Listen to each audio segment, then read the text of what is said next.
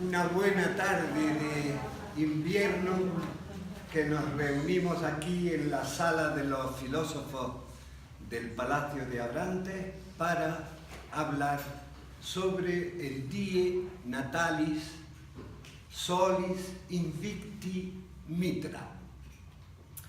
Esta charla que voy a dar comienzo ahora mismo, yo soy Antonio Fernández y soy el responsable de hablar esta tarde sobre el tema de Mitra, y la charla está encajada en un ciclo sobre sociopolítica. Habréis visto en los anuncios que ponía ciclo sobre sociopolítica. Hemos tenido una primera charla en el mes de octubre que fue sobre la caverna de Platón y la dio Juan Manuel. Hay otra segunda charla en el mes de noviembre que la dio Antonio Martínez sobre el laberinto, y esta tercera de hoy. ¿Por qué damos estas charlas sobre sociopolítica? Pues por la sencilla razón de que nuestro primer curso sobre filosofía a la manera clásica, está dividido en tres partes. La primera parte es el ser humano ante sí mismo, y le llamamos ética. La segunda parte sería el ser humano en el arte de convivir, y ahí le llamaríamos sociopolítica, al arte de convivir, al arte de dirigir a los pueblos hacia sus más altos destinos. Y la tercera parte de este curso de filosofía es sobre la filosofía de la historia, el ser humano ante la historia. Pues bien, cuando estábamos proyectando la tercera conferencia, como estaba tan cercana a la Navidad, pues se pensó en que sería muy interesante hablar de Mitra. Mitra, aunque sea, vamos a adentrarnos en un tema profundamente religioso, pero es un tema también muy social, porque el mes de diciembre, la Navidad en concreto, que cuando yo era chico, cuando yo era pequeño, ahora unos 60 años, pues no había nada más que algo así como la Misa del Gallo, y por toda la Gran Vía en Puerta Real vendían zambombas, que ahora parece ser que siguen vendiéndolas, pero que ha cambiado al 100%. La festividad entonces, cuando yo era chico, hace 50, 60 años, era religiosa. Y lo más que tenían era la Misa del Gallo, para poder salir y divertirse también, que era el objetivo. O sea que al final, el mes de diciembre, la fiesta de la Navidad se ha convertido en algo extraordinariamente comercial. Si bien también la Navidad la aprovechamos para estar en familia, sigue habiendo ese enlace con el tronco familiar, pero es fundamentalmente comercial. En todo el mundo se celebra la Navidad. No hay un país sobre el planeta que no tenga algún tema, aunque sea comercial, para celebrar la Navidad. Y es muy curioso también porque hasta los políticos, los días de Navidad, ofrecen una especie de tregua, paran las guerras y se tiende, en el tiempo de la Navidad, se tiende como ser humano a ser mejor, ser más solidario. Y yo siempre digo lo mismo, qué triste que solo esto ocurra en estos días del año, cuando esa misma solidaridad y esa misma fuerza deberíamos de mantenerla durante todo el año, y que todo el año fuera una maravillosa Navidad. Pero eso es una utopía, como ya sabemos, y la vamos a dejar ahí utópicamente. Y yo me voy ahora a introducir en este extraordinario tema sobre Mitra. Hay una filósofa rusa que se llama H.P. Blavatsky, que nos recomienda, cuando vamos a estudiar a estos seres que les llaman también enviados de luz, a los fundadores de religiones, como es el caso que hoy nos ocupa, pues la señora Blavatsky nos recomienda que analicemos a estos personajes desde 3 puntos de vista diferentes. Uno sería analizarlos en su parte histórica. El segundo sería analizarlos desde el mito o los mitos que genera el personaje. Y la tercera forma de investigarlo sería viendo el conjunto de ritos, de ceremonias que conforman la mística del personaje en cuestión. Pues bien, cuando yo trato de meterme en la historia para investigar sobre Mitra, me encuentro que cada vez es más hondo el tiempo donde surgen seres especiales que rinden culto a la luz.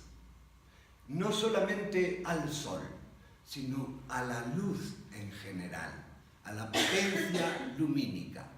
Y nos vamos a encontrar que hasta el llamado padre de la historia, Heródoto, él nos habla de estos seres de la luz que hace 9000 años, cuenta él en su época, con lo cual, si acogemos esa cifra de 9000 años atrás, ya nos vamos a adentrar en ese periodo que conocemos como Atlántida, ese tiempo antiguo. Platón habla también de 9000 años atrás, cuando él vivía, y de Platón hace 2400, 2500 años, pues hace 11500 años que Platón sitúa también la existencia de la última parte del continente Atlante, que él le llama la isla de Poseidonis. Además de Heródoto, aquí nos vamos a encontrar también con un libro maravilloso que yo os recomiendo desde ya, que se llama Ancor el discípulo.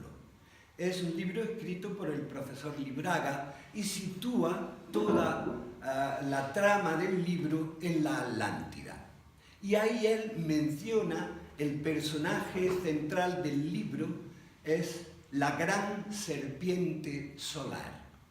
Ya hay una vinculación con ritos de tipo solar. Y otra figura importante, que es la que en el libro trae desde la Atlántida hasta Egipto, va a ser la pequeña serpiente solar. Un vínculo estrechísimo con los astros, que quizás nosotros en nuestro tiempo tenemos bastante perdido. Ese vínculo está bastante perdido, pero es un hecho cotidiano el que hoy es jueves, pues hoy nos protege el planeta Júpiter. Mañana viernes nos protegerá Venus. Ayer nos protegió Mercurio. El martes nos protegió Marte. El lunes la Luna. El sábado Saturno. Y el domingo es el día que se le dedica al Sol. A pesar de tener esta vinculación diaria con los planetas, nuestra mente, nuestro corazón está bastante lejano. No ocurría en todos estos pueblos antiguos que vamos a mencionar hasta llegar a Roma. Porque la primera es una tablilla de arcilla que aparece con el nombre de Mitra, tiene aproximadamente unos 4000 años de antigüedad. Y esta tablilla de arcilla con el nombre de Mitra se encuentra en Atusa. Atusa es una ciudad que era la capital del imperio hitita, en lo que hoy conocemos como Turquía. Y en esa tablilla de arcilla se habla de un pacto entre hititas y hurritas. y el que van a invocar para que medie en ese pacto va a ser a Mitra.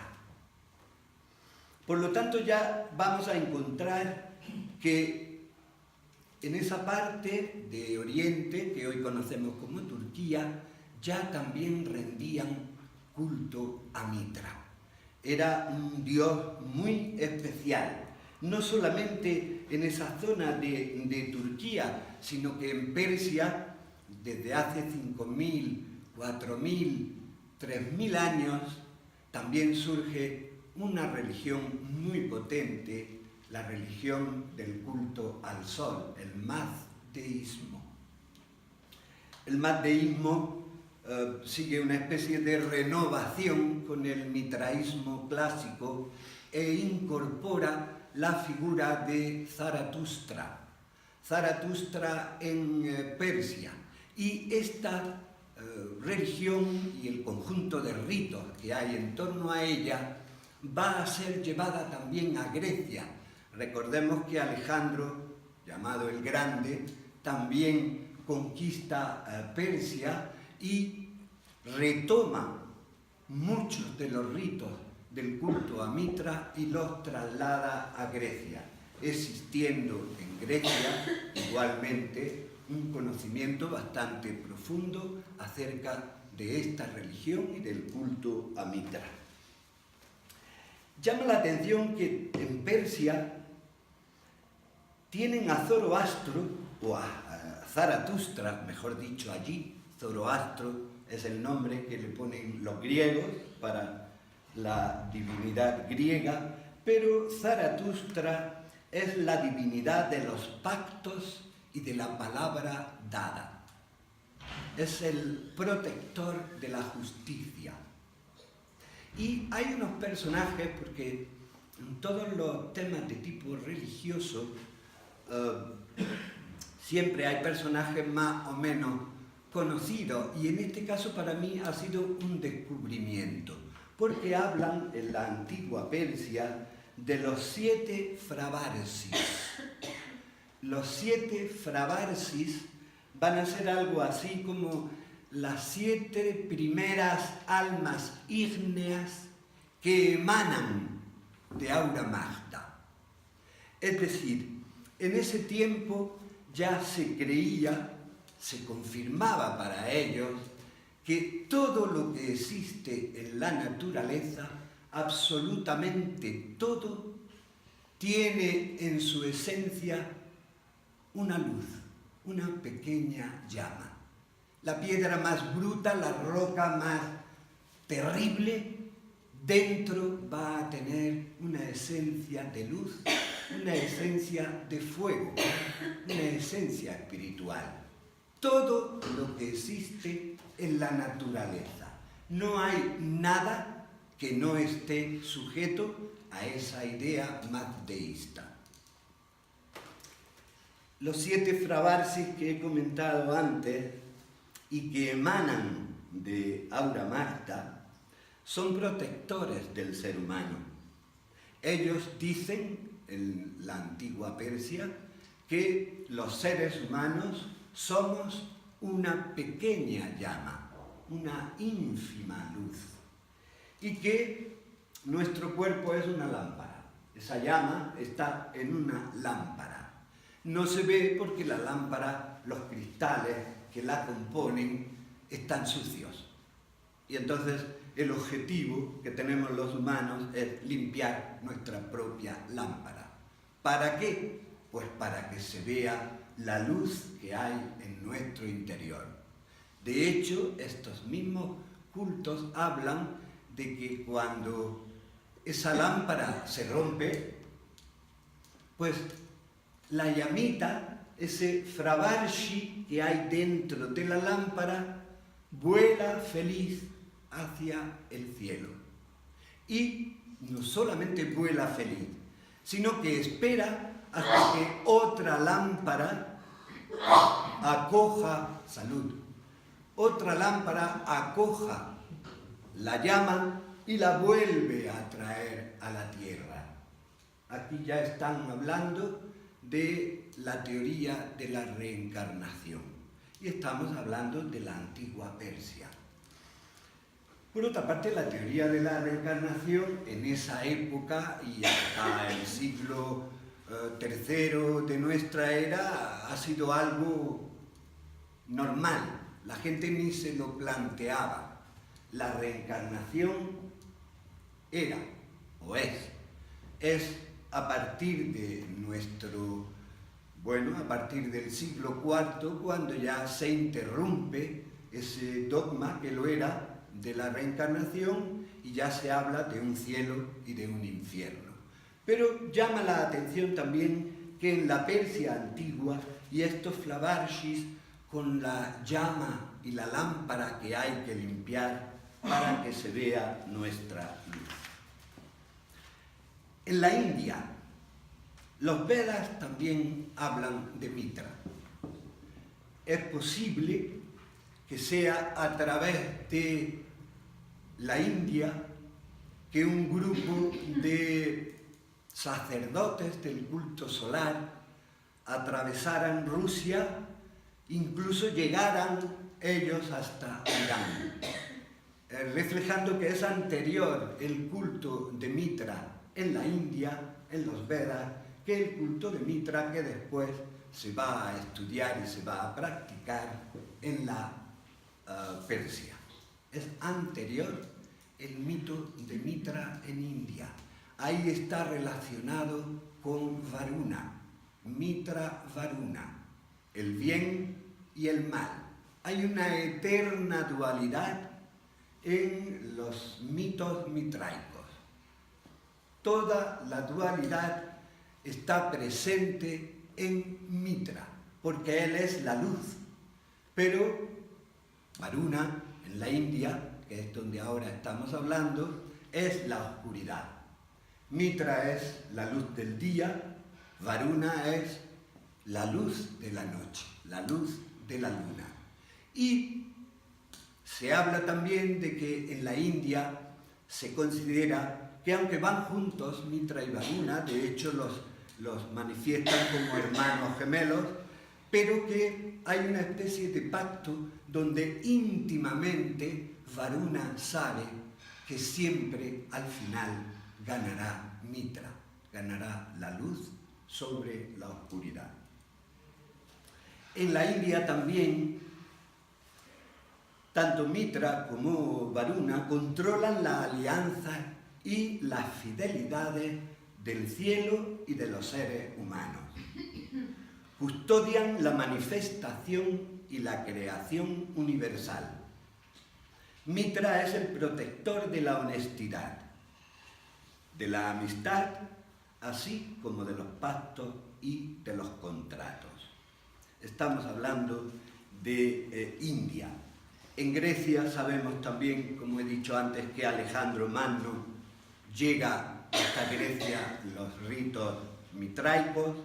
También llegan a través de las legiones romanas a Alemania y se asientan, y hay un mitreum, por lo visto, impresionante al lado del Rin, y otro mitreum impresionante también. Digo impresionante por su antigüedad y por lo visto se mantienen bastante intactos. De Alemania, en el Rin y en el Danubio, también van a estar en Inglaterra. Los ritos de Mitra van a adentrarse hasta Inglaterra. Pero en Roma van a tener un tiempo de auge aproximado de 4 siglos, desde el siglo I hasta el siglo IV. Nos cuentan que van a ser las legiones de Pompeyo, que a la vuelta de la guerra con Persia traen muchísimos esclavos, y entre ellos vienen sacerdotes del culto a Mitra. El culto a Mitra, a principios de nuestra era, se habla de los años 50, años 60, hay alguno que habla hasta del año 62, es cuando se empieza a destapar el culto a Mitra en Roma. Y empieza a infiltrarse de una manera rapidísima en el ejército y en las clases nobles. ¿Por qué en el ejército Mitra entra tan rápidamente? Pues precisamente porque Mitra es un dios guerrero, es una fuerza de la naturaleza que está permanentemente en guerra, diariamente en guerra. Lucha la luz todos los días contra la oscuridad. Todos los días triunfa la luz, todos los días vence también la oscuridad, aunque en ese fondo se sepa que al final siempre vencerá la luz. En Roma van a existir, que yo he tomado nota con mi querida Irene, hablaba ayer de que habían 115 Mitreum en templos de Mitra en Europa. En 115 de los cuales hay 18 en Roma y en España no hay ninguno, o al menos yo no he logrado en mi investigación dar con ninguno, pero parece ser que donde están seguros son 18 en Roma, en Alemania y en Inglaterra. Es muy curioso también el hecho de que son muchos los emperadores que profesan y que han sido iniciados también en el culto a Mitra. Yo quiero destacar entre ellos a Adriano, a Cómodo, Diocleciano y hasta Constantino. Digo hasta Constantino porque él fue el emperador que abolió, entre comillas, el mitraísmo e instauró el cristianismo. Dicen que influenciado por su madre, la madre del emperador Constantino, era una inglesa, conocida actualmente como Santa Elena, pero entonces se llamaba Elena de Col, hija de unos nobles, y el padre de Constantino, Constancio, que es el gobernador en Inglaterra, es el que se casa con esta inglesa. La inglesa, dentro de esa época, el cristianismo tenía, estoy hablando de época siglo IV, cuando el emperador Constantino instaura, junto con el Papa Silvestre, actualmente San Silvestre, el Papa Silvestre y Constantino, en el año 325, Concilio de Nicea, instauran la Santa Iglesia Católica Apostólica Romana. Y a partir de ese momento, el culto a Mitra, que estaba en todo su apogeo, dicen que empieza a decaer, pero hay otros, el propio emperador Constantino, dicen que era iniciado en los misterios de Mitra. Los misterios de Mitra, estamos hablando de un tema que aunque es una religión, pero es una religión mistérica. ¿Qué quiere decir esto? Pues que no tienen ni un libro, no tienen nada escrito. Todo lo que se transmiten en esa religión mistérica va a ser de boca a oído. No se van, por lo tanto, en la actualidad nosotros no tenemos datos de rituales, de ceremonias y de todo lo que hacían en el culto a Mitra en Roma, en esos mitreums donde se celebraban diferentes ritos que ahora vamos a ir recordando. El mitraísmo, otro de los emperadores que fue iniciado en los misterios de Mitra, fue Juliano, el emperador Juliano, el llamado el apóstata. Y va a ser con el emperador Teodosio en el año 394 de nuestra era, cuando se acaba el influjo imperial en el culto a Mitra y se le da paso de una manera absoluta a la recién nacida, hace unos años, Iglesia Católica, Apostólica y Romana. Vamos a ver también, hablábamos de cuando el ser humano tiene necesidad de conocimiento, nosotros que estamos aquí pues porque queremos saber cosas. Hoy ha tocado Mitra, otro día queremos saber. Los que queremos saber tenemos varias líneas de investigación para adquirir conocimiento. Una de ellas es la línea religiosa. A través de las religiones se obtienen conocimientos para nuestra parte interior.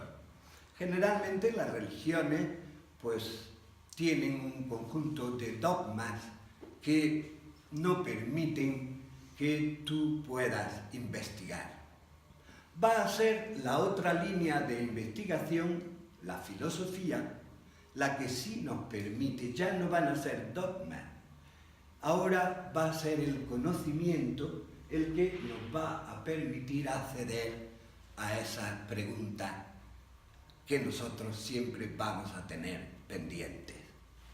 Y luego, una tercera vía para investigar es la vía de las escuelas de misterios, que son esta de la que estamos hablando actualmente, la escuela del Mitreum de Roma.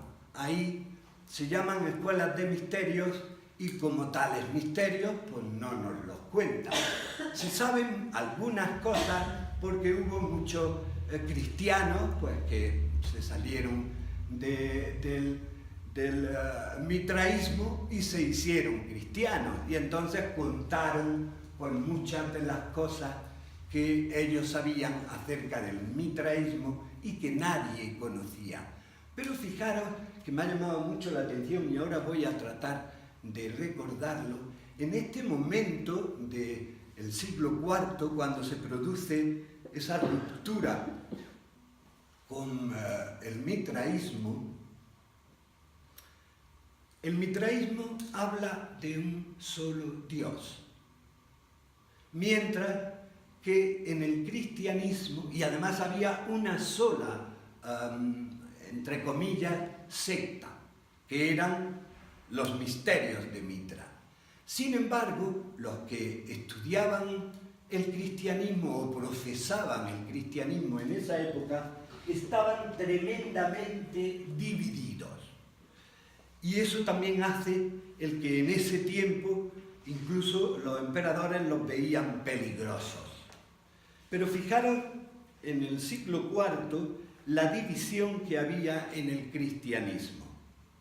Existían grupos de pasianos, natalianos, tertulianos, monotelistas, arrianos, donatistas, cuartodecimanos, sergianos, macedonianos, católicos, acéfalos, acarianos, nestorianos, eutiquinos, dioscorinos, artemonitas, valentinianos, basilidianos y teodorianos, entre otros muchos grupos. Esto hace también el que al cristianismo en un principio se le vio como algo peligroso, porque no sabían cómo controlarlo, estaba muy dividido y era difícil de controlar, mientras que, insisto en eso, el culto a Mitra era una sola religión, un solo grupo que se unificaba bajo el dios Mitra. Vamos a ver, porque de Mitra todo es mitológico, no existe una parte histórica. Veréis por qué. Mitra nace en una cueva junto a un río. El agua es fundamental en los misterios mitraicos. Pero Mitra nace adulto. Nace adulto ya es un mito. No necesita de padre ni de madre. Con una espada en una mano y una antorcha, el fuego, en la otra, emerge de una roca y surge de una roca el Dios, con una espada en una mano, que es, podríamos llamar, el símbolo de la voluntad. Con esa fuerza de su voluntad surge de una roca y trae la luz, trae el fuego. Va a estar asistido por dos personajes, bastante también, todo es mitológico aquí, y son dos personajes que uno se llama Cautés y el otro Cautopates. Cautés y Cautopates, cada uno con una antorcha en su mano, alumbran el nacimiento de Mitra en una roca dentro de una cueva. Hay unas características porque, por supuesto, Mitra encarna al sol. Mitra es el sol, pero no es el sol físico, el que vemos nosotros todos los días. Él encarna la potencia, la esencia, el espíritu del sol. Eso es lo que encarna Mitra, la esencia, la potencia, el espíritu del sol. Y tiene una gran relación con el macrocosmos y, a su vez, el macrocosmos con el microcosmos. Mitra va a ser el Pontifex Maximus, que le llamaban, el puente entre el cielo y la tierra. Va a estar en permanente apoyo a los seres humanos. Él dicen que es el que conserva y protege el pacto entre estos dos espacios, el espacio macrocósmico y el espacio que ocupamos nosotros los seres humanos como microcosmos. Hemos hablado también de, bueno, en ese pacto, en ese puente entre el macrocosmos y el microcosmos, el gata o sacerdote invoca la renovación jubilosa del universo. Es bellísimo, yo no sé mucho qué significa esto, pero invocar la renovación jubilosa del universo debe ser algo grandioso. Y por eso lo reflejo aquí. Los sacerdotes del culto a Mitra, entre otras cosas, hacían eso. Hemos hablado también del carácter guerrero de Mitra. Él está en constante lucha contra el mal.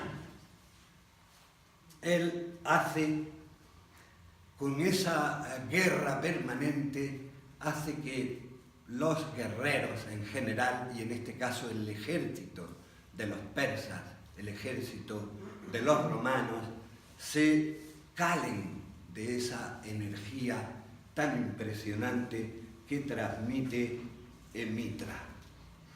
Hay un mito curiosísimo que a mí me ha llamado mucho la atención, que es la tauromaquia mitríaca. ¿Qué es la tauromaquia mitríaca? Pues hay un rito que está reflejado en estos templos que he comentado antes, en los Mitreum.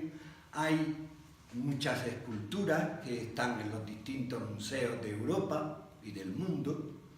Y hay también una especie de bajo relieve donde está Mitra desnudo, montado sobre un toro, con una daga en una mano, y se la clava, lo degüella al toro mirando al sol, como una especie de sacrificio al sol. Al toro lo clava, y en ese momento, en lugar de sangre, todo es mito, en lugar de sangre salen espigas, de donde después se fabricaría el pan.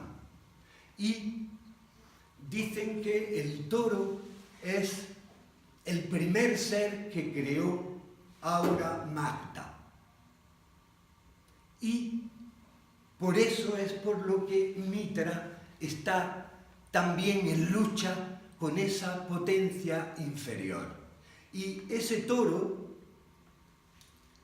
cuando lo mata, cuando le clava la daga en el cuello, va a echar, como he dicho, en lugar de sangre, las espigas, y un escorpión le va a pillar con la pinza un testículo y van a aparecer a comer un perro y una serpiente. Mientras tanto, también un cuervo está en la misma escena.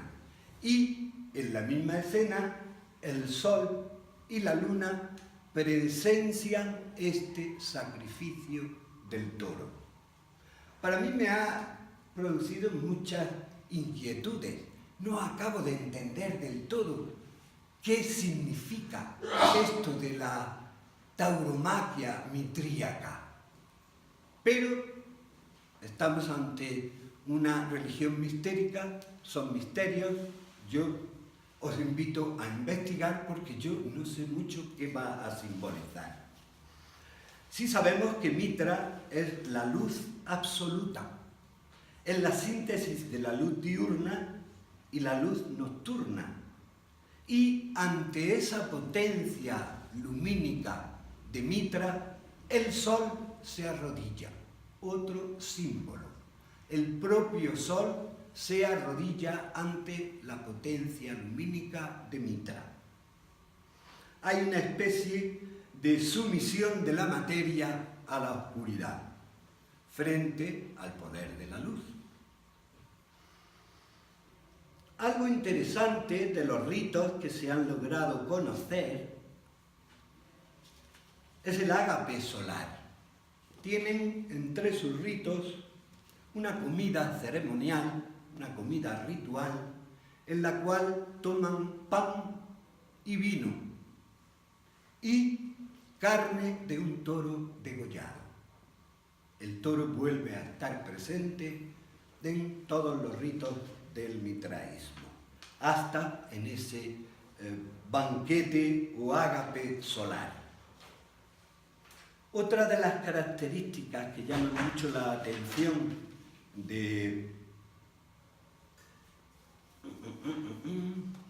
el agua. También hay muchas representaciones de Mitra tirando con un arco y se interpreta que clava la flecha en una roca y brota el agua. Podríamos a eso llamarle un prodigio o un milagro o un conocimiento de las leyes de la naturaleza que nosotros no tenemos. Pues es una de las características de Mitra, el agua. Donde clavaba su flecha surgía una fuente de agua. Luego, entre los que participaban de los cultos de Mitra, había 7 grados de conocimiento. Hasta ahí hemos llegado. Cada uno de estos escalones, por llamarle de alguna forma, iba acompañado de un complejo ritual y de durísimas pruebas. Se sabe incluso que se realizaban unas ceremonias con carácter iniciático en las que se sacrificaba un toro para llevar a cabo el bautismo de sangre con el neófito. Había una de las pruebas que cuando la superaba lo bañaban en sangre de toro. Pero no conocemos más ritos ni más ceremonias del mitraísmo. Sí vamos a tener de la otra parte, el mitraísmo de Roma a el mitraísmo de Persia, sí se va a mantener ya una religión llamada exotérica, externa, donde sí se conocen las cosas de la misma manera que la religión de Mitra es una religión esotérica con S interna, donde no se escribe nada. En esta religión de Irán sí van incluso a tener un texto sagrado, el llamado Zend Avesta. El Zend Avesta tiene una traducción algo así como, yo lo tenía aquí anotado, sí, el Cenabesta significa algo así como los comentarios de la sabiduría.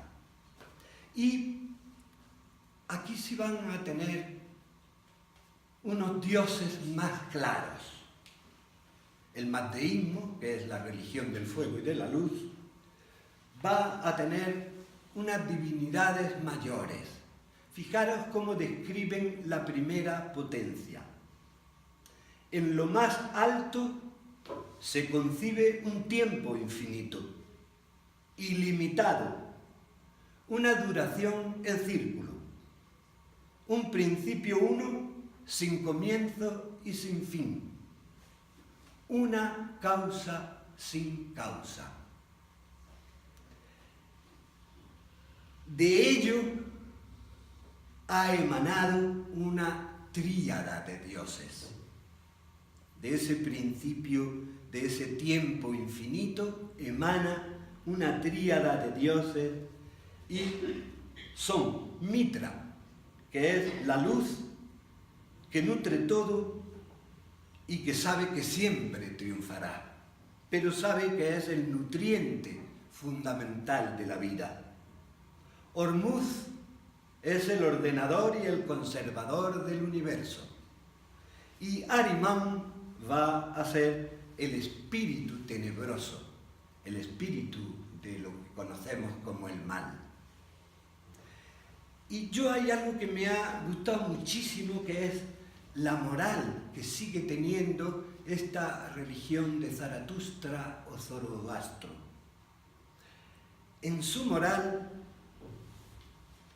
dicen que hay que extender el asilo aún a los animales sin techo. Hay que practicar la coherencia de pensar bien, hablar bien y actuar bien. Luego también en su sistema de moral tienen el practicar la caridad, la beneficencia y el socorro, aún con nuestros enemigos. Es también llamado el Salvador. Mitra es el Salvador.